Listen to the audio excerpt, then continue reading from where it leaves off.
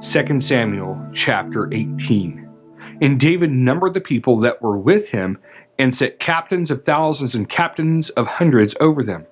And David sent forth a third part of the people under the hand of Joab, and a third part under the hand of Abishai, the son of Zeruiah, Joab's brother, and a third part under the hand of Ittai, the Gittite.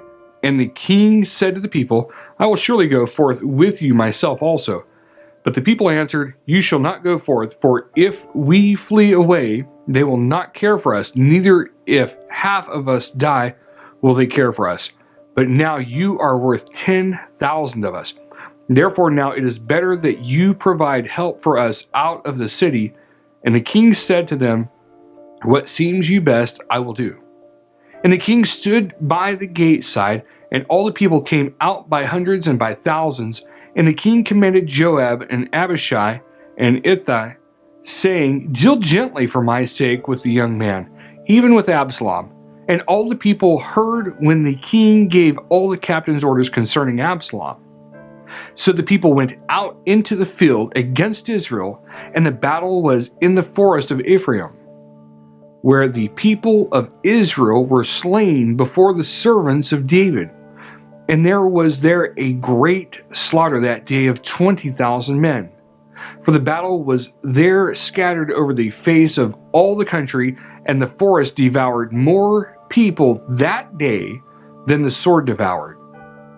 And Absalom met the servants of David, and Absalom rode upon a mule, and the mule went under the thick boughs of a great oak, and his head caught hold of the oak, and he was left hanging between the heaven and the earth. And the mule that was under him went away. And a certain man saw it, and told Joab, and said, Behold, I saw Absalom hanged in an oak. And Joab said to the man that told him, And behold, you saw him, and why did you not smite him there to the ground? And I would have given you 10 shekels of silver, and a girdle. And the man said to Joab, Though I should receive 1,000 shekels of silver in my hand, yet would I not put forth my hand against the king's son. For in our hearing the king ordered you and Abishai and Ittai, saying, Beware that none touch the young man Absalom. Otherwise I should have wrought falsehood against my own life, for there is no matter hidden from the king. And you yourself would have set yourself against me. Then said Joab, I may not waste time with you. And he took 3 darts in his hand and thrust them through the heart of Absalom while he was yet alive in the midst of the oak. And 10 young men that bore Joab's armor gathered around and struck Absalom and slew him. And Joab blew the trumpet, and the people returned from pursuing after Israel, for Joab held back the people. And they took Absalom and cast him into a great pit in the forest, and laid a very great heap of stones upon him, and all Israel fled, every one to his tent. Now Absalom in his lifetime had taken and reared up for himself a monument, which is in the king's valley, for he said, I have no son to keep my name in remembrance, and he called the monument after his own name, and it is called to this day Absalom's place.